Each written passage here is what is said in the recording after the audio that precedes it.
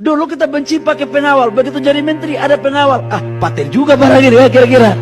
Jadi saya mau sampaikan untuk kalian, jangan coba-coba bilang bahwa kita oligarki atau yang oligarki itu gak bagus. Tunggu kalian, saya mau tunggu. Begitu suatu saat kalian jadi pejabat, jadi orang kaya, mungkin kelakuan kalian akan lebih jahat daripada saya.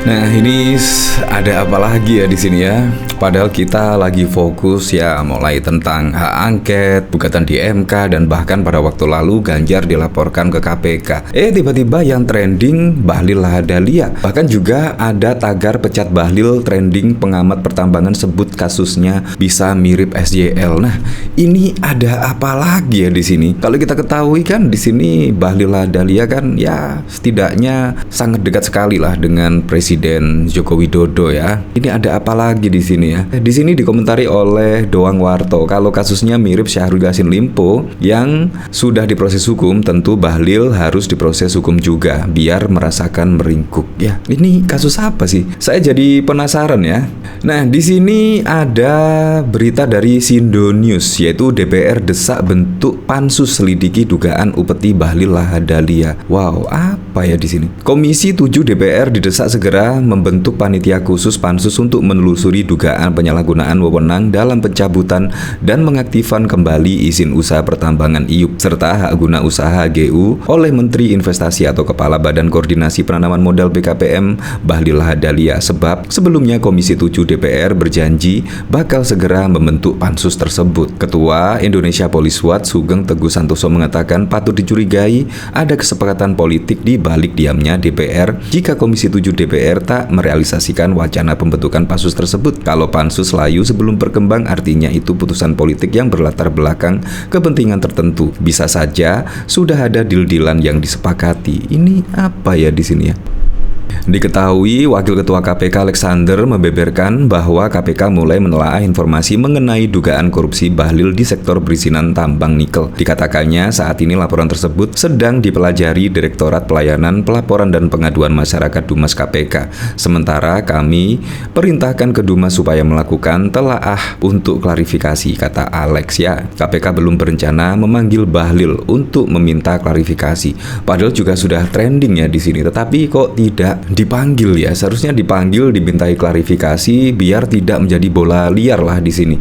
Bahkan juga nama Bahlil Lahadalia juga trending topik di Twitter. Nah, di sini bahkan juga ada berita pengusaha tambang mengeluh soal Satgas pimpinan Bahlil kerap minta uang hingga saham. Wow, benarkah demikian ya di sini? Di sini dari Harian Aceh Indonesia. Di sini Ketua Komisi 7 DPR RI Sugeng Suparwoto mengaku sering menerima keluhan dari Asosiasi Pengusaha Tambang soal satuan tugas Satgas penataan penggunaan lahan dan penataan investasi yang dipimpin Menteri Investasi Bahlil Lahadalia. Ia mengatakan banyak pihak yang menyebutkan bahwa Satgas tersebut melakukan sejumlah penyelewengan soal pemberian izin tambang. Oh, kita sudah dengar itu. Bagaimana penyimpangan itu terjadi, kata Sugeng di gedung DPR RI pada 5 Maret 2024. Sugeng mengungkapkan praktik yang diduga dilakukan Satgas pimpinan Bahlil itu yakni dengan meminta sejumlah uang jika izin tambang ingin kembali dihidupkan. Bahkan tak tanggung-tanggung ada pula yang meminta saham. Wow,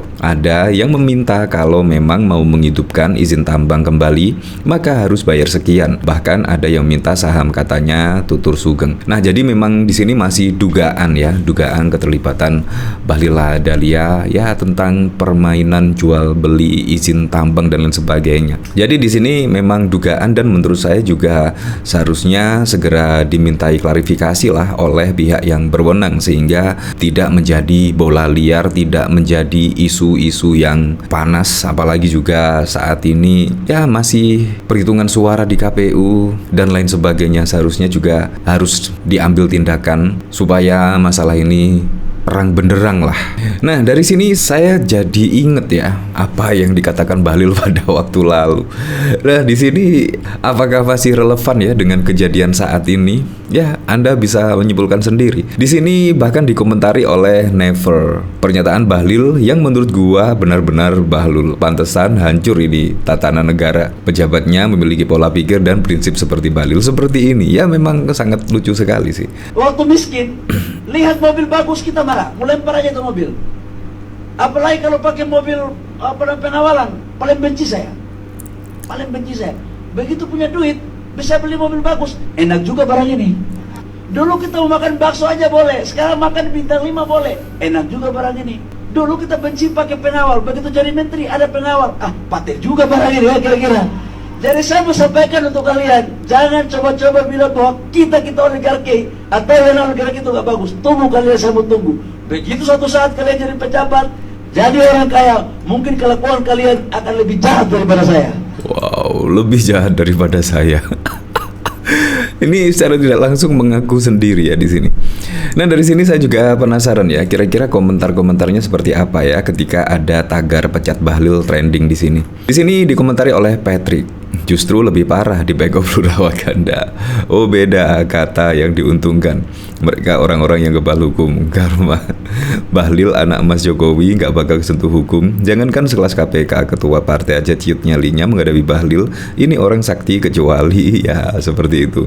Dia kan manusia sakti di bawah lindungan Karangkabaja. Tidak, Bahlil ini rangkaiannya panjang. Seru juga kalau di weleh-weleh hukum itu tentang pembuktian bukan referensi kasus. Setuju ya, seperti itulah. Bahkan yang cukup mengejutkan pada waktu lalu ya, yaitu pernyataan Bahlil soal ini ya, kalau mau menang capres baik-baiklah dengan Pak Jokowi. Di sini sangat lucu sekali ya.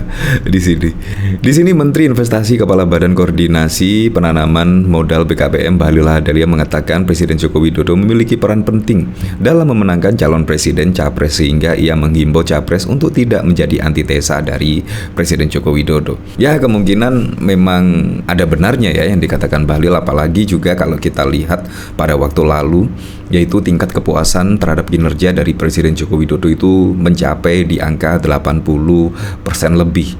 Jadi menurut saya cukup masuk akal sekali.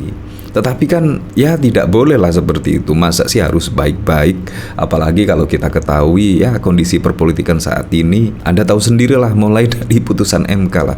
Semuanya menurut saya agak gimana gitu ya. Secara pribadi saya dengan putusan MK yang notabene adalah paman dari Gibran Rakabuming Raka dan juga adik ipar dari Presiden Joko Widodo, tiba-tiba setidaknya meloloskan usia gugatan minimum usia capres dan cawapres, dan tiba-tiba Gibran menjadi cawapres dari Pak Prabowo Subianto walaupun usianya belum cukup 40 tahun, tetapi kan di situ ada paman Gibran.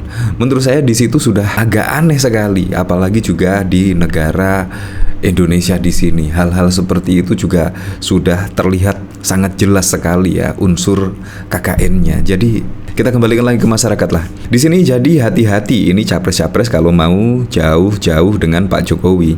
Ya sudah, hasilnya tahu sendiri, ujar Bahlil dalam diskusi yang digelar Lembaga Survei Indonesia LSI pada 3 Maret. Saya mau jujur ini, bagi capres-capres yang mau menang maka baik-baiklah kalian dengan Bapak Presiden. Tapi kalau capres yang membuat antitesa dengan Pak Jokowi ya silahkan. Hasilnya nanti juga akan ketahuan sambungnya. Ya seperti itu. Tetapi menurut saya yang paling penting adalah siapapun besok presiden dan wakil presidennya supaya bisa merealisasikan semua program-program dan juga janji-janji kampanyenya sehingga bisa dirasakan manfaatnya langsung oleh masyarakat.